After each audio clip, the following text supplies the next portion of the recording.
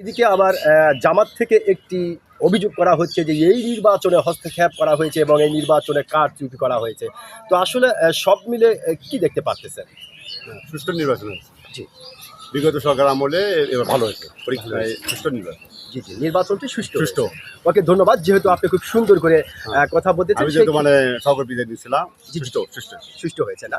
তো যেহেতু ভোটও সুষ্ঠু হলো, কিন্তু দেশের মানুষের ধারণা যে পাল্টে গেল, এই হাড্ডাহাড্ডির লড়াইটি যে হলো না, আসলে জামাতের কি ভুলটি হতে পারে বলে আপনি মনে করেন?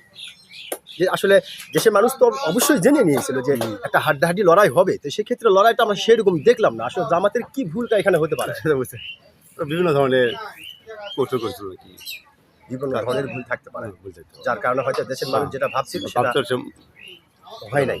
জি, অসংখ্য ধন্যবাদ আপনাকে, অসংখ্য ধন্যবাদ আপনাকে। আপনি অত্যন্ত গুরুত্বপূর্ণ একটি বিষয়ে আলোচনা করেছেন। আপনি বলেছেন নির্বাচন সুষ্ঠু হয়েছে, কিন্তু জামাতের কি ভুল ছিল সেটা তারাই ভালো জানে। ধন্যবাদ আপনাকে, ধন্যবাদ।